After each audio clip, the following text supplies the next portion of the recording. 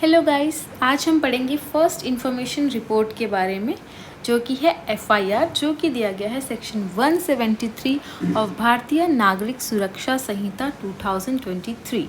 इसमें मैं सबसे पहले आपको सिंपली एक्सप्लेन करूंगी फ्लो चार्ट के थ्रू, और उसके बाद हम एक बार बैरट को भी रीड करेंगे ताकि अगर कुछ बच गया हो so we can cover it. Alright, तो सबसे पहले है सेक्शन 173। आपको ये फ्लो चार्ट इस तरह से इसलिए दिख रहा है क्योंकि मैंने पहले एक बार वीडियो बना दी थी एंड देन आई रियलाइज्ड कि इसमें वॉइस नहीं आ रही है। तो सेक्शन 173 है जो BNSS का, भारतीय नागरिक सुरक्षा संहिता, उसकी हेडिंग क्या है? Information in cognizable cases. अब कॉग्निजेबल केसेस यहाँ पे लिखा है, इसका मतलब ये है कि जो FIR होती है, फर्स्ट इन्फॉर्मेशन रिपोर्ट, वो सिर्फ और सिर्फ कॉग्निजेबल केसेस में ही लिखी जाती है। जो नॉन कॉग्निजेबल केसेस होते हैं उनके अंदर NCR लिखी जाती है, नॉन कॉग्निजेबल रिपोर्ट, और उसका प्रोसीजर अलग होता है।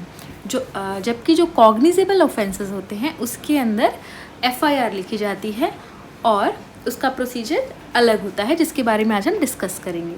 तो सबसे पहली चीज़ जो सेक्शन 173 के अंदर ये है कि जो ऑफेंस होना चाहिए वो कॉग्निजेबल होना चाहिए, और तब हम FIR लिखेंगे। अब FIR को किस तरीके से लिखा जाता है? 3 तरीके हैं FIR को लॉन्च करवाने के। सबसे पहले है ओरल इन्फॉर्मेशन, फिर है रिटन इन्फॉर्मेशन, और फिर है इलेक्ट्रॉनिक कम्युनिकेशन। तो चलिए एक एक करके देखते हैं इसमें क्या क्या है। तो सबसे पहले, अगर आपके साथ कोई घटना घटित होती है तो आप पुलिस स्टेशन जाते हैं और ओरली उनको जाके बताते हैं कि देखिए हम जा रहे थे चांदनी चौक और हमारा पर्स हो गया है चोरी, तो लिखिए हमारी फर्स्ट इन्फॉर्मेशन रिपोर्ट यानी FIR। तो जाएंगे आप, ओरली बोलेंगे, किसको बोलेंगे? Officer in charge of police station, officer in charge of police station.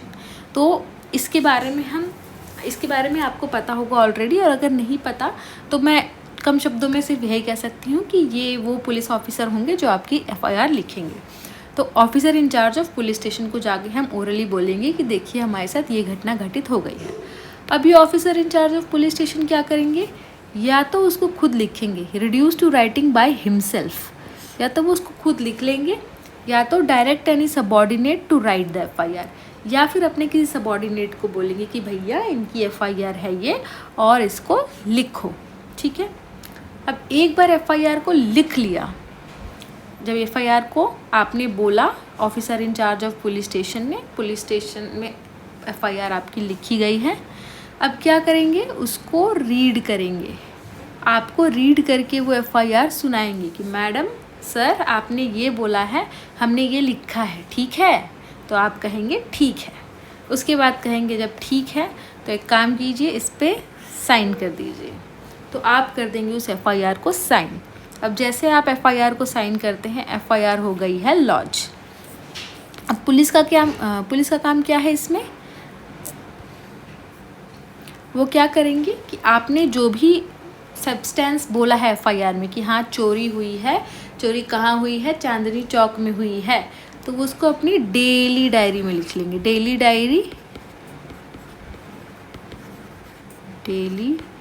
Diary या फिर जनरल डायरी,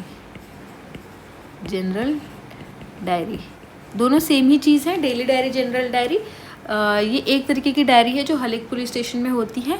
दिन में जितने भी ऑफेंसेस कमिट होते हैं, जो भी चीज़ें होती हैं, वो सारी चीज़ें होती हैं वो उस डेली डायरी में लिखी जाती है, और हर फोर्टनाइट उसको मजिस्ट्रेट के पास भेजी जाती है। खैर ये मजिस्ट्रेट के पास भेजने वाली चीज़ अलग है, बट FIR जो भी आपकी थी, जो भी उसका सब्सटेंस था कि हाँ भाई चोरी हुई है चांदनी चौक में, वो अपनी डेली डायरी में लिख लेंगे। एक बार उन्होंने अपनी डेली डायरी में उसको लिख लिया, उसके बाद क्या करेंगे? वे कॉपी ऑफ FIR, उस FIR की एक कॉपी आपको दे देंगे, इन्फॉर्मेंट को। Okay, copy of FIR is given to the informant free of cost. वो फ्री ऑफ कॉस्ट आपको एक FIR की कॉपी दे देंगे। ऑल राइट, तो ये हो गया हमारा कि जब आप जाते हैं ओरली इन्फॉर्म करते हैं तो ऑफिसर इंचार्ज क्या करता है? या तो कंप्लेन लिखता है या लिखवा देता है किसी से, उसके बाद उसको रीड करके सुनाते हैं, आपसे साइन करवाते हैं, उसके बाद उसको डेली डायरी या जनरल डायरी में मेंशन करते हैं, FIR की एक कॉपी आपको दे देते हैं फ्री ऑफ कॉस्ट। अब हम बात करते हैं कि मान लीजिए आप लिख के लेके गए हैं अपनी कंप्लेंट, जो भी आपकी FIR है आप लिख के लेके गए हैं, आपने officer in charge of police station को दे दिया, लीजिए भैया ये है हमारा एप्लीकेशन। अब क्या करेंगे, वो एप्लीकेशन पढ़ेंगे भाई, रिसीव करेंगे। रिसीव करने के बाद वो आपसे साइन करवाएंगे उस पर, ठीक है। एक बार उन्होंने आपसे साइन करवाया, फिर वही सेम प्रोसीजर जनरल डायरी या डेली डायरी में उसको लिखेंगे और कॉपी ऑफ एफआईआर आपको दे देंगे। तो इसमें ज़्यादा डिफरेंस नहीं है। बेसिकली इसमें क्या हो रहा था कि वो खुद से लिख रहे थे, आप बोल रहे थे, इसमें आपने लिख के दे दिया है, तो फिर वही आपसे साइन करवाया, डेली डायरी में लिखा और एक एफआईआर की कॉपी आपको दे दी फ्री ऑफ कॉस्ट। अब ये तो 2 तरीके हो गए जो हमारे सीआरपीसी में भी था। अभी एक नया तरीका आया है, electronic communication, through electronic communication. अब इलेक्ट्रॉनिक कम्युनिकेशन क्या किया, तो आप उनको फ़ोन करके बता रहे हैं, कुछ इस तरीके से आप आपको बता रहे हैं कि हाँ भाई हमारे साथ ये घटना घटित हुई है। अब जब भी आप उनको फ़ोन करके या किसी और तरीके से इलेक्ट्रॉनिकली कम्युनिकेट करके बताते हैं कि हमारे साथ ये घटना घटित हुई है, उसको EFIR या फिर ऑनलाइन FIR भी बोलते हैं। इनका पुलिस का एक पोर्टल भी होता है, ऑलराइट, उस पोर्टल पे जाके भी आप कंप्लेन कर सकते हैं, वो भी इलेक्ट्रॉनिक कम्युनिकेशन है, ठीक है। तो जब आप ये ऑनलाइन FIR करते हैं, टेलीफोनिक FIR करते हैं, ठीक है, तो आपके पास 3 दिन का टाइम होता है। 3 दिन का टाइम होता है कि आप जाइए और उस FIR को साइन कीजिए, और जैसे ही आप 3 दिन के अंदर उस FIR को साइन करते हैं, आपका FIR ऑफिशियली ऑन रिकॉर्ड आ जाता है, ठीक है।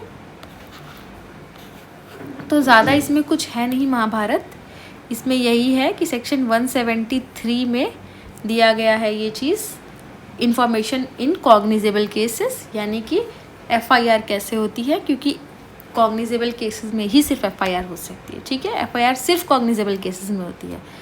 तो information in cognizable cases is FIR, first information report, okay.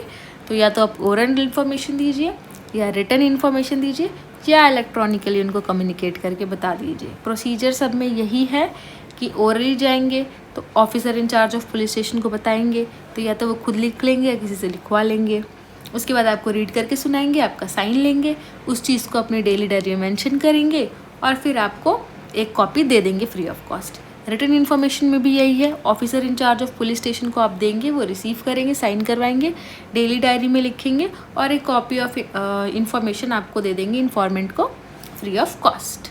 और इसके बाद इलेक्ट्रॉनिक कम्युनिकेशन में यही है कि या तो आप पोर्टल से या टेलीफोनिकली किसी भी तरीके से उनको कम्युनिकेट करके बताइए कि आपके साथ कॉग्निजेबल ऑफेंस हुआ है, उसके बाद 3 दिन के अंदर जाके उसको साइन कर दीजिए और फिर वो ऑफिशियली रिकॉर्ड पे आ जाएगा।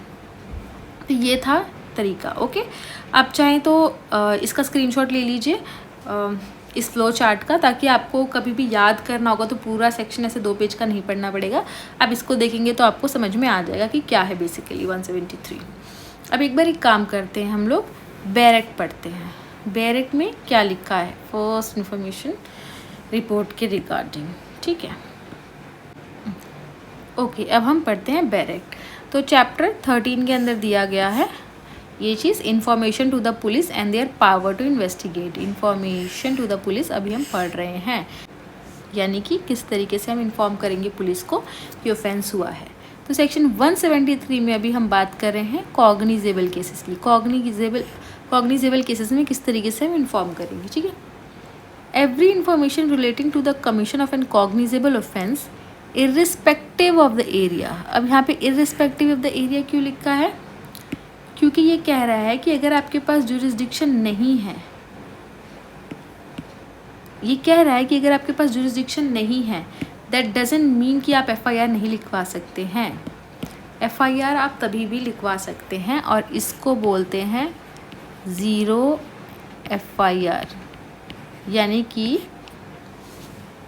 अगर आप अपने जुरिस्डिक्शन में जहाँ पे ऑफेंस हुआ है उस पुलिस स्टेशन में ना जाके किसी और पुलिस स्टेशन में जा रहे हैं तो भी वो FIR लिखेंगे, जिसको कहते हैं ज़ीरो FIR। अब इसको ज़ीरो FIR क्यों कहते हैं, ज़ीरो FIR इसलिए कहते हैं क्योंकि इस FIR में नंबर नहीं दिया जाता। FIR को, आपके FIR को कोई नंबर नहीं दिया जाएगा। लेटर ऑन जब ये अपने रिस्पेक्टिव जुरिस्डिक्शन में जाके लॉज होगा या फिर इसको जब फॉरवर्ड किया जाएगा इसके रिस्पेक्टिव जुरिस्डिक्शन में, तब वहाँ इस FIR को नंबर देते हैं, ऑलराइट। इसके अलावा ज़ीरो FIR में नंबर नहीं होता, ठीक है। तो ये हो गया आपका ज़ीरो FIR, ठीक है।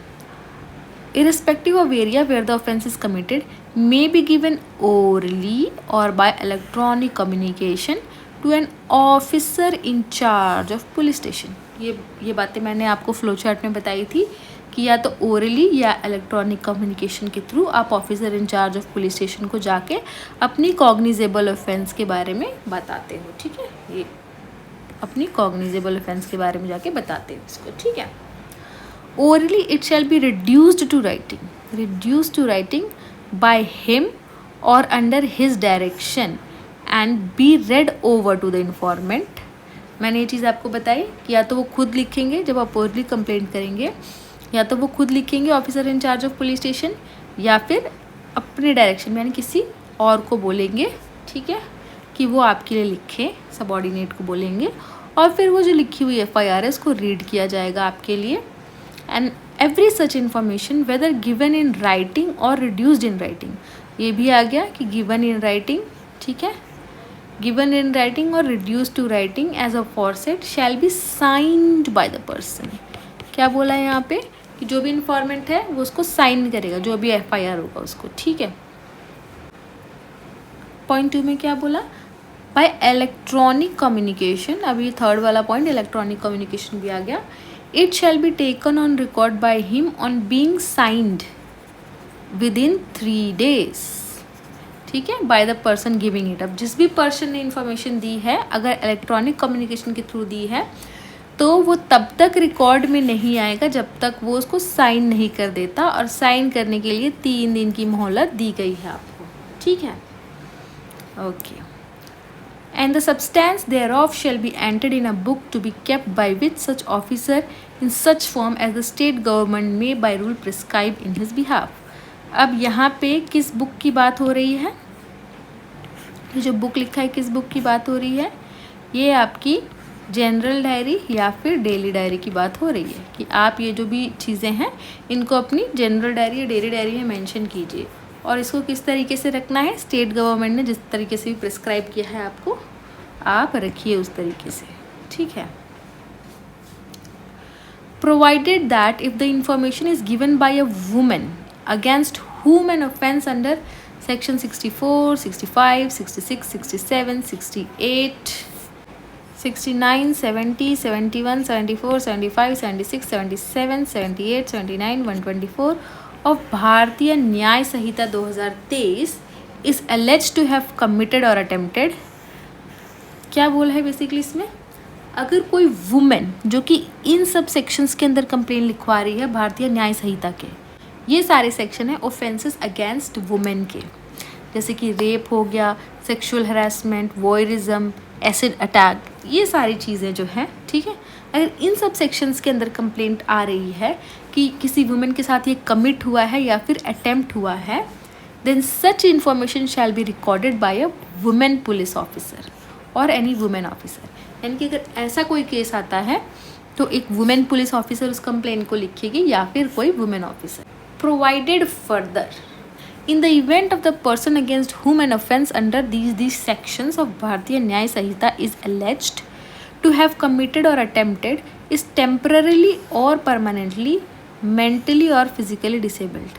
अगर किसी के साथ इन सेक्शंस में, किसी वुमेन के साथ ये सारे सेक्शंस में ये ऑफेंसेस हुए हैं, और अगर वो वुमेन फिजिकली या मेंटली डिसेबल है, या तो परमानेंटली या temporarily, then such information shall be recorded by police officer at the residence of the person seeking to report such offence or at a convenient place of such person's choice in the presence of an interpreter or a special educator as the case may be।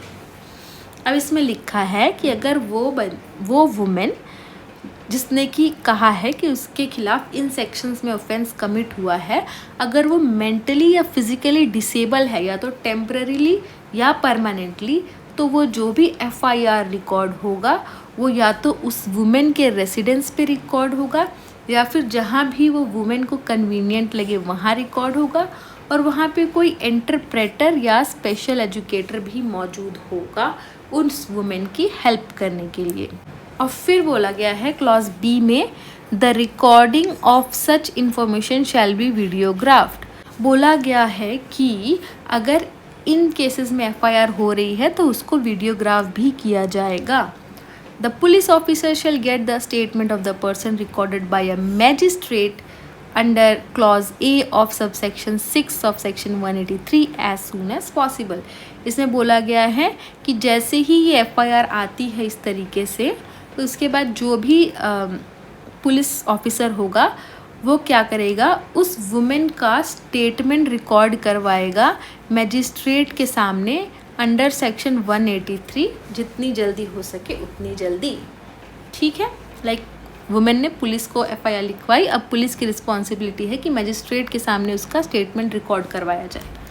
ठीक है, उसके बाद बोला है copy of the information, है ना, be recorded under subsection 1 shall be given for with free of cost. वही बोला है to the informant and victim की एक इन्फॉर्मेशन की फ़ोटोकॉपी या कॉपी जो भी है फ्री ऑफ कॉस्ट इन्फॉर्मेंट को दिया जाएगा या फिर विक्टिम को दिया जाएगा। अब क्लॉज 3 में बोला गया है without prejudice to the provision contain in section 175 on receipt of information relating to the commission of any cognizable offence which is made punishable for 3 years or more but less than 7 years, the officer in charge of the police station may be, with prior permission from the officer, not below the rank of deputy superintendent of police, considering the nature and gravity of the offence, कि कोई भी cognizable offence जिसकी punishment 3 to 7 years के बीच है, ठीक है, तो जो officer in charge of police station है वो क्या कर सकता है ऐसे केसेस के आने पर, अगर उसे लग रहा है कि शायद प्राइमा फेसाई कॉग्निजेबल केस लग नहीं रहा है, तो वो क्या करेगा, डिप्टी सुपरिटेंडेंट ऑफ पुलिस यानी कि डीएसपी से जाके परमिशन लेगा। परमिशन किस चीज़ के लिए लेगा, proceed to conduct preliminary inquiry, कि प्रिलिमिनरी इंक्वायरी करेगा to ascertain whether there exists a prima facie case for proceeding in the matter within a period of 14 days। इसका मतलब है कि वो officer in charge of police station DSP से permission लेगा एक प्रिलिमिनरी इंक्वायरी करने के लिए, और वो इंक्वायरी इसलिए करेगा ताकि वो देख सके कि ओके ये जो केस ये लोग बोल रहे हैं, ये जो ऑफेंस ये लोग कह रहे हैं, वो सच में कॉग्निजेबल ऑफेंस हुआ भी है या नहीं हुआ है। और ये रिपोर्ट वो 14 डेज़ के अंदर अंदर देगा। 14 डेज़ के अंदर अंदर वो रिपोर्ट देगा कि हाँ कॉग्निजेबल ऑफेंस हुआ है कि नहीं हुआ है। उसके बाद अगर उसको लगता है कि हाँ कॉग्निजेबल ऑफेंस हुआ है तो वो क्या करेगा, इन्वेस्टिगेशन करेगा। Proceed with investigation when there exist a prima facie case. अब उसको लग रहा है कि ठीक है मैंने प्रिलिमिनरी इंक्वायरी कर ली है, केस एग्जिस्ट कर रहा है, ठीक है कॉग्निजेबल केस, अब मैं क्या करता हूँ, इन्वेस्टिगेशन कर लेता हूँ। लेकिन तब क्या होगा जब उसे लगेगा कि नहीं प्राइमा फेसाई केस तो है ही नहीं, ये किसने कह दिया, मैं नहीं रजिस्टर कर रहा एफआईआर, तब क्या होगा।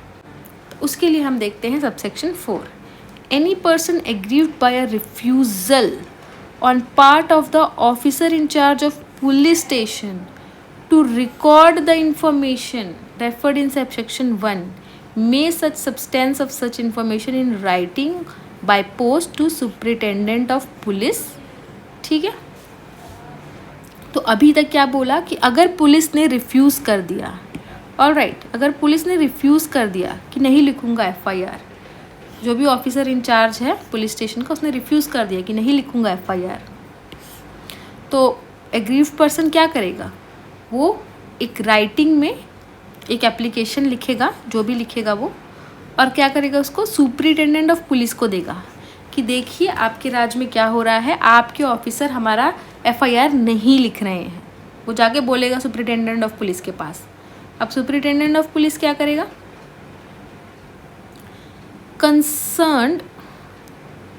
concerned who if satisfied that such information discloses the commission of a cognizable offense।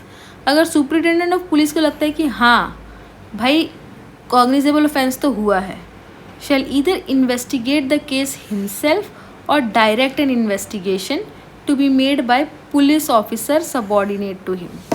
तो अब जब सुपरिटेंडेंट को लग रहा है कि कॉग्निजेबल ऑफेंस हुआ है तो या तो वो खुद से इन्वेस्टिगेशन करेंगे या तो किसी सबॉर्डिनेट ऑफिसर को जाके बोलेंगे कि भैया इंक्वायरी करो, जाके इंक्वायरी नहीं इन्वेस्टिगेशन करो जाके। in the manner provided by this Sanhita, and such officer shall have all the powers of an officer in charge of police station in relation to that offense.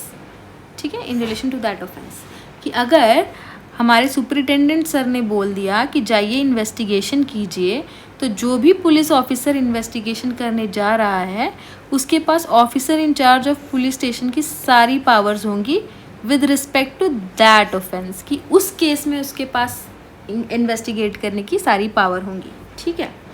Fehling which such aggrieved person may make an application to magistrate. अब मान लो superintendent sir ने भी बोल दिया कि अरे नहीं है कॉग्निजेबल ऑफेंस, मुझे नहीं फ़र्क पड़ता कोई काम कर रहा है या नहीं कर रहा, मैं कुछ नहीं कर रहा, अपना देख लो. अगर उन्होंने ऐसे बोल दिया तो क्या करेंगे एग्रीव्ड पर्सन, कहाँ जाएंगे? वो जाएंगे मजिस्ट्रेट के पास. वो जाके बोलेंगे कि officer in charge of police station ने मेरी एफआईआर नहीं लिखी ही. उसके बाद मैं सुपरिटेंडेंट सर के पास गया, उन्होंने भी मेरी एफआईआर नहीं लिखी, मैं क्या करूँ, आप ही कुछ कीजिए. तो अब वो जाएंगे मजिस्ट्रेट के पास. अब मजिस्ट्रेट क्या करता है नहीं करता वो एक अलग कहानी है, एक अलग सेक्शन की कहानी है. इस सेक्शन की कहानी में बस इतना ही था. सब सेक्शन 4 में बस इतना सा है कि आप officer in charge of police station के पास जा रहे हैं, उन्होंने भी एफआईआर नहीं लिखी तो आप चले गए सुपरिटेंडेंट के पास. ठीक है, सुपरिटेंडेंट के पास, सुपरिटेंडेंट ने भी एफआईआर नहीं लिखी तो आप चले गए मजिस्ट्रेट के पास. बस इतनी सी बात है जो कि सब सेक्शन 4 में लिखी हुई. तो एक बार हम देख लेते हैं, रिव्यू कर लेते हैं हमने क्या क्या पढ़ा है. ठीक है, तो हमने क्या पढ़ा कि एफआईआर किन तरीक़ों से लॉन्च करी जा सकती है, ओरली, रिटन या इलेक्ट्रॉनिक कम्युनिकेशन. और सब में मोटा मोटी बात क्या थी, यही थी कि आप officer in charge of police station के पास जाएंगे,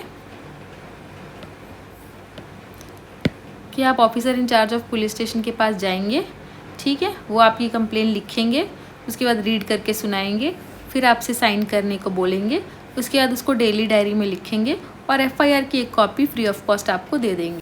दूसरी चीज़ रिटन में भी यही था कि अगर आप रिटन इन्फॉर्मेशन भी देते हैं तो वो यही करेंगे, आपसे साइन करवाएंगे, उसको डेली डायरी में लिखेंगे और फिर एफआईआर की कॉपी आपको दे देंगे.